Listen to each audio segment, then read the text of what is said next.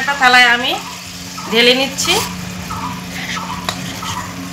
আর আজকের এই পটলের রেসিপিটি ভালো লাগলে আপনারা লাইক কমেন্ট করবেন। আপনাদের লাইক কমেন্ট আমার ভিডিও করার জন্য অনেক উৎসাহিত আসে। আর নিত্য নতুন রেসিপি দেখার জন্য আমার এই চ্যানেলটিকে সাবস্ক্রাইব করে পাশে থাকবেন। আর ততক্ষণে সুস্থ থাকবেন, ভালো থাকবেন।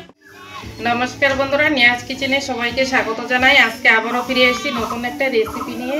আজকে আমি পটল পোস্ত করে আপনাদের সঙ্গে শেয়ার করব। এখন কিন্তু প্রচুর পটল পাওয়া যায়, বাজারে অনেক পটল ওঠে।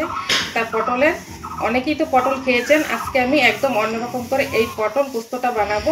আমি কিভাবে বানাচ্ছি আপনারা প্রথম থেকে শেষ পর্যন্ত পুরো ভিডিওটা দেখবেন, আশা করি ভালো লাগবে। পটল পোস্ত রান্না করার জন্য এখানে আমি পটল নিয়েছি, এখানে 500 গ্রাম পটল নিয়েছি। এই সমস্ত পটল আমার লাগবে না, যতটুকু লাগবে এইটুকু আমি কেটে নিব। এখান থেকে একটা পটল নিয়ে প্রথমে আমি খোসাটা ছাড়িয়ে নেব। খোসাটা ছাড়িয়ে নিলাম। এখন দুটো পাশ এইভাবে কেটে নেব, কেটে বাদ দিয়ে দিব। এখন আমি পটলটা এক সাইড থেকে এইভাবে নিব। এইভাবে নিয়ে ঠিক এইভাবে আমি পটলটা কেটে নিচ্ছি। এই দেখুন, একটা সাইড আমি এইভাবে কেটে নিলাম। এখন যে আরেকটা সাইড আছে এটাও আমি কেটে নিচ্ছি এইভাবে। এই দেখুন, দুটো সাইডই আমি পটলের কেটে নিলাম এইভাবে। এই দেখুন কত সুন্দর লাগছে দেখতে। আর বাকি পটলগুলো আমি এইভাবে কেটে, দেখুন বন্ধুরা পটলগুলো কাটা হয়ে গেছে। আর কেটে পটলগুলো আমি খুব ভালো করে ধুয়ে নিয়েছি। এখন আমি এগুলো লবণ আর হলুদ দিয়ে মেখে নেব। দেব হলুদ গুঁড়ো, লবণ দিয়ে মেখে নেব। তো রান্না করার জন্য এখানে আমি কিছু উপকরণ নিয়েছি। এখানে আমি নিয়েছি জিরে বাটা, কাঁচা লঙ্কা বাটা, পেঁয়াজ বাটা, আদা বাটা, কয়েকটি রসুনের কোয়া নিয়েছি ছুলে, আর নিয়েছি গোটা কাঁচা লঙ্কা আর পেঁয়াজ কুচি নিয়েছি ফোড়নে দেওয়ার জন্য। আর এখানে পোস্ত বেটে নিয়েছি। ওটা ভাজার জন্য কড়াতে তেল দিয়ে দেব। তেলটা গরম হয়ে গেছে। আর হলুদ লবণ মাখা পটলগুলো দিয়ে দিব।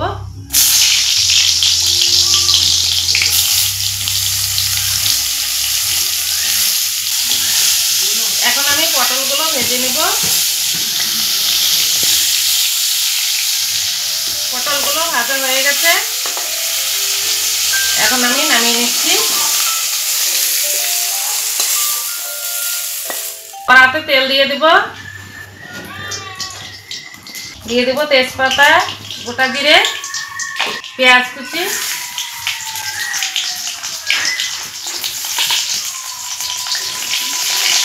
আমি এখানে পেঁয়াজ রসুন দিয়ে করব। আপনারা এটা নিরামিষও করতে পারবেন শুধু পোস্ত বাটা দিয়ে।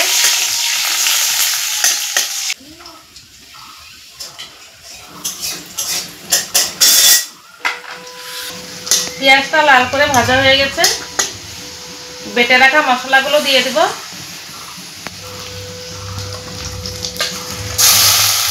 দিয়ে দেবো হলুদ গুঁড়ো,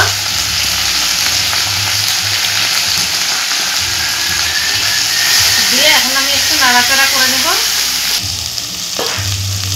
একটু নাড়াচাড়া করে যে পাত্রে মশলা রেখেছিলাম সেটা ধুয়ে আমি অল্প একটু জল দিয়ে দিচ্ছি।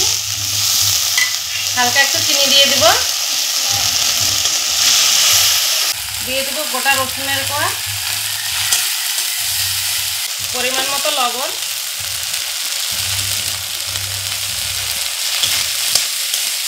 দিয়ে মশলাটা আমি একটু ভালো করে কষিয়ে নিয়েছি। ভেজে রাখা পটলগুলো দিয়ে দিব।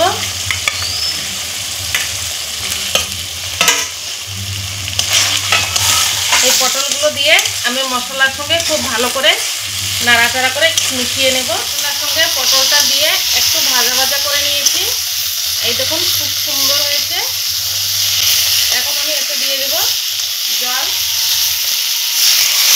এতে বেশি জল লাগবে না, অল্প জল দিলেই হয়ে যাবে।